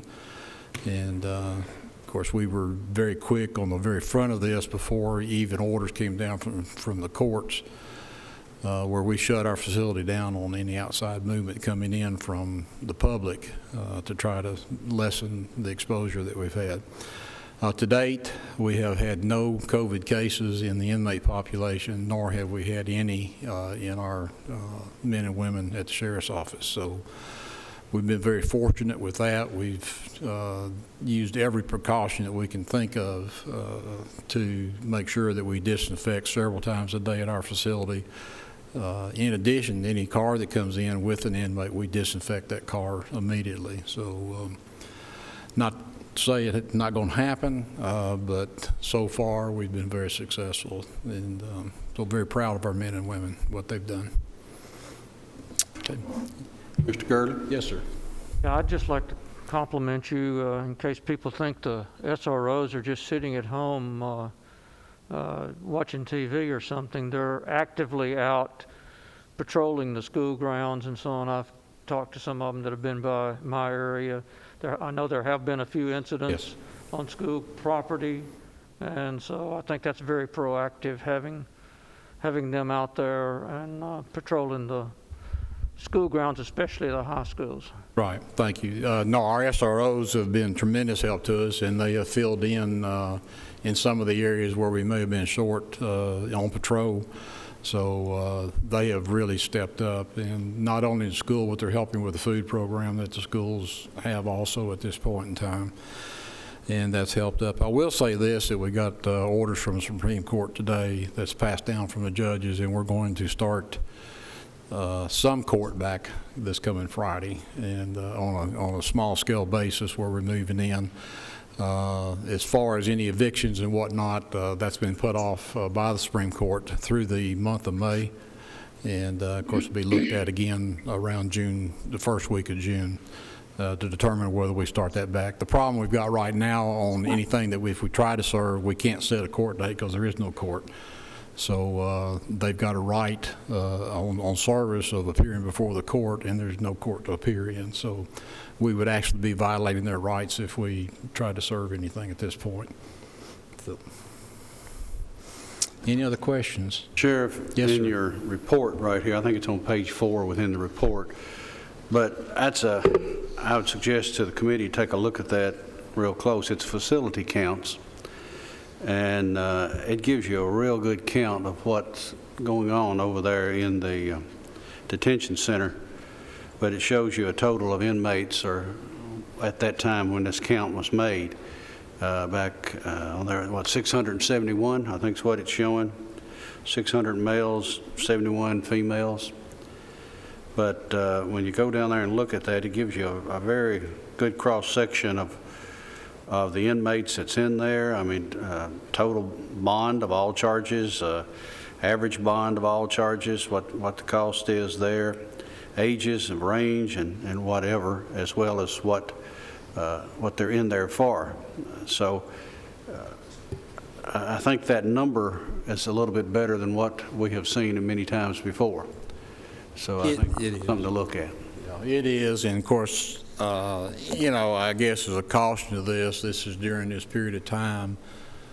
We know when the gates open up, unfortunately, we're going to see our numbers climb pretty dramatically, pretty quick. Which I hate that, but that's just a fact of life. But we get 3 reports a day on this. And of course, what we give you here is a snapshot at the time this report's prepared, and it can change through the day. As it does, it's a pretty fluid situation. Okay. I just noticed that today I was reading through this, and I just looked at the number and what we had there. It's just amazing that I don't know how your records show as far as crime is concerned. Has coronavirus taken some of that off the street, or? Well, I think the stay at home has helped tremendously. Either that or all the bad drivers are home because our accidents volume is way down. But obviously we can see that when people are not on the road, then of course the accidents that happen are way down. Fortunately, crime is down, although we're starting to see a little uptick in that right now. We had Almaville Market got hit last night with the ATM. 3 subjects were involved. 2 were caught. 1 got out and ran, but 2 are in custody at this point. So ATM was recovered with all the money in it. So it's alive and well, and we're starting to see a little more movement now and a little uptick in crime. So it has been suppressed for a while, though. That's true. Appreciate what our first responders and what our sheriff's department is doing out there. Any questions for the sheriff? Motion made to approve. Commissioner Gammon seconds. Call the roll. Commissioner Phillips? Commissioner P? Yes. Commissioner Sherino? Yes. Commissioner Gammon? Yes. Commissioner Rather? Yes. Commissioner Gurley? Yes. Chairman Reed? Yes. Thank you very much. Thank you, sir. We're into other business. I think the mayor has some things he wants to bring across here. Before we do that, you'll see on there our May meeting changes due to Memorial Day. We have found that the Monday prior to that day, May 18th, if that's satisfactory with everyone, can we just have it on May 18th, the Monday before? If not, if I just take that as a general agreement with everyone, we'll just set it for the May 18th date. And we'll just, by everybody's nodding of head, we'll just accept that as, rather than going through a full roll call for that date.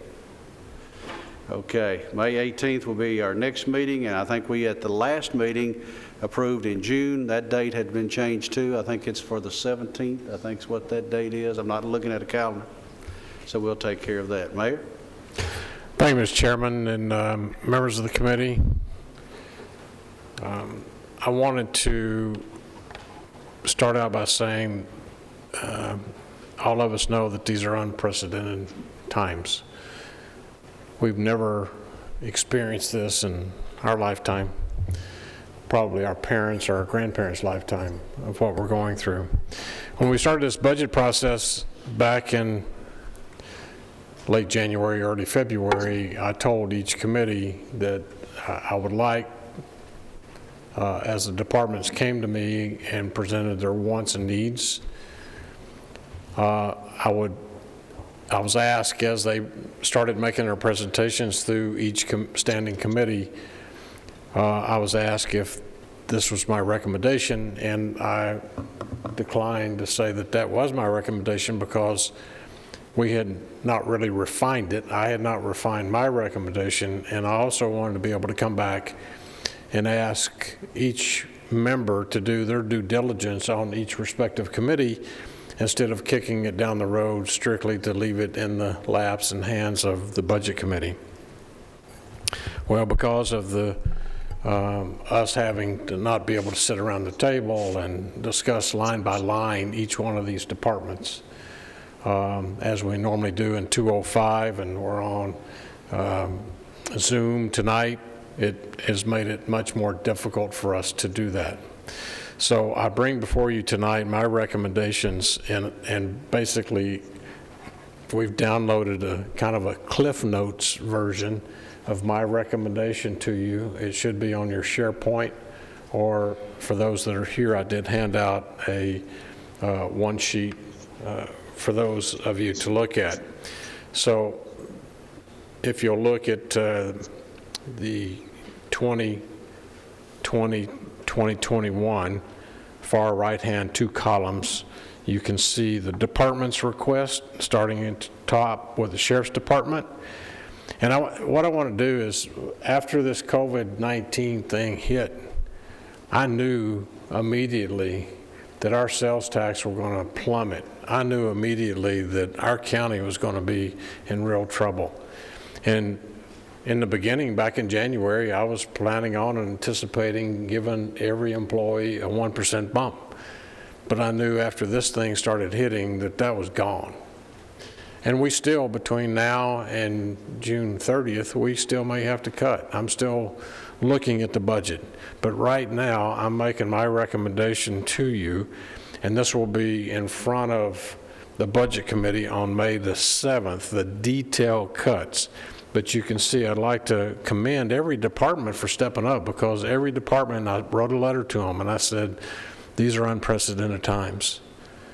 You're going to have to make some cuts. The wants budget is totally gone. The needs budget, I need you to go back and refine that needs budget from what you had last year. Our attempt was to make sure that we didn't start laying people off. How many people have you seen on TV, what the people who have filed for unemployment? We haven't done that in Rutherford County, and we've been blessed so far. This coming Friday, I've issued the order for all employees to return 8 a.m. It went out this afternoon, 8 a.m. this coming Friday, May 1st. So all employees will return to work. However, we're still going to be closed to the general public.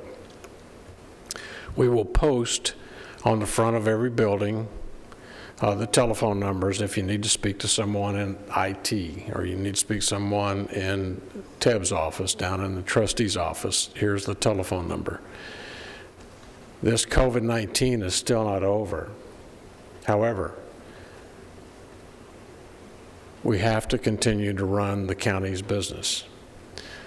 I have asked Chris today, he, Chief Farley, and Director Hudgens, and the other folks at the EOC will be asking every department head to come by the EOC. We have purchased no-touch digital thermometers to be issued for one person in every building. So like myself, I'm usually the first one to unlock the courthouse early in the morning, about 7:10, so I'm here before anybody else. I'll be taking names. I'll be checking their temperature, just like what Keith has done downstairs tonight. We'll be issuing masks for all of our employees when they come back. We have to make sure that we keep our employees safe and feel comfortable about coming back to work. So what you see here tonight is a Cliff Notes version of the different department's request, even by cutting the 1% increase for employees. The sheriff and he and Preble came in, they stepped up big time and cut. Just to name a few that really I was pleased with every department, because every department saw the need. They saw what was happening on TV. They knew what was going to happen to us. And it's better to have a job than no job, so everybody was willing to make those cuts. So you see the sheriff's department, he cut his by over close to $2 million. What we are giving him is what they needed. My recommendation is to give him 6 new booking clerks, which will really help that department. And Preble said that was, it's kind of hard to give them 2 or 3 patrolmen when it's not a whole department. So they felt like that if we can make one department whole and make them complete by giving them 6 more booking clerks, then they can be more efficient for taking care of the needs of the sheriff's department. Chief Farley eliminated a vehicle, right? We cut over $1 million from his budget.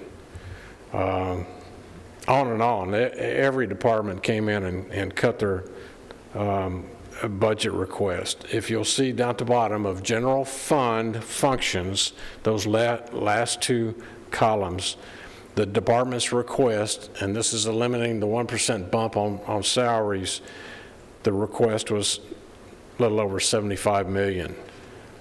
My recommendation tonight to you all is to cut, and I'm still working to get it below this $70 million, but so we're cutting it. I'm recommending right at $4.5 million decrease.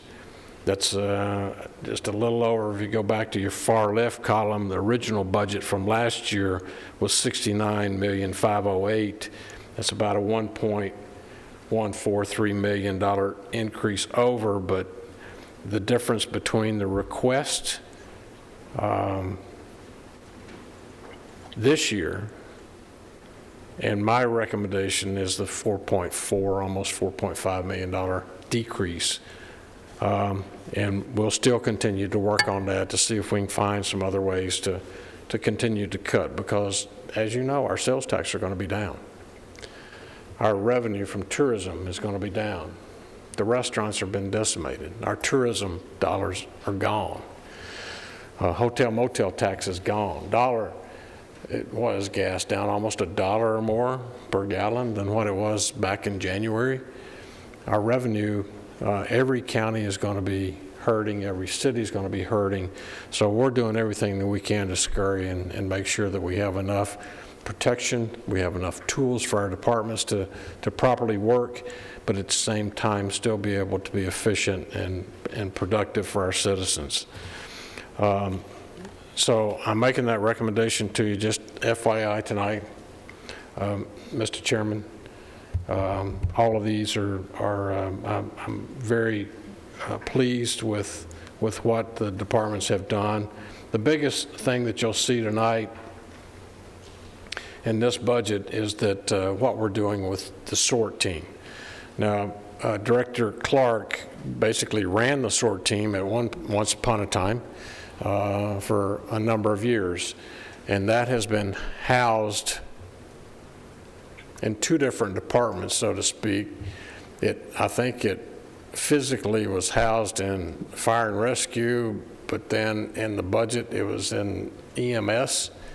And now this year, my recommendation is that we take those 6 employees of SORT and we put it over to EMA to come under the direction of Director Clark. That way we have full accounting of that. For the ambulance and EMS, the need for communications, the need for dispatchers is foremost, and at the request of the EMS department, giving them 2 paramedics, and I've asked Director Hudgens to step up and create some command shift leaders. And so he's elevated 4 people to be command shift leaders within that department.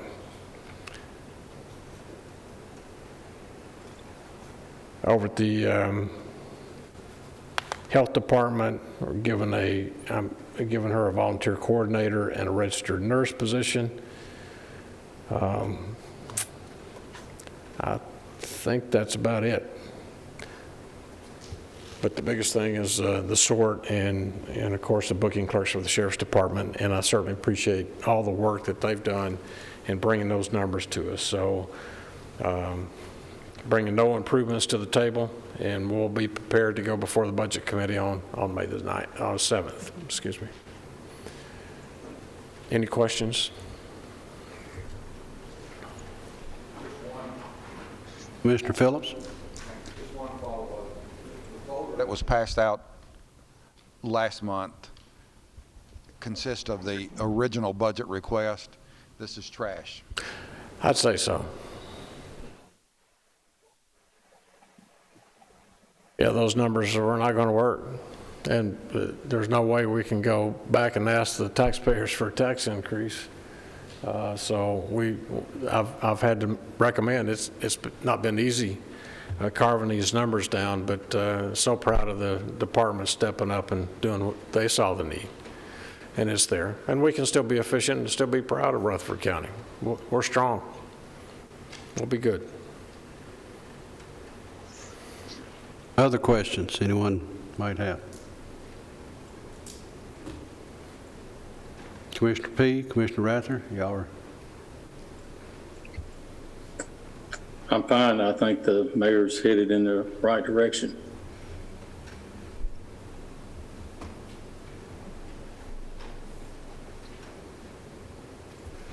Okay. Other business needs to come before this committee?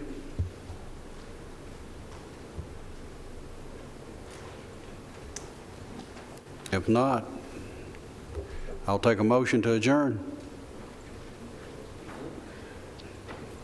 Have a motion to adjourn. We're adjourned.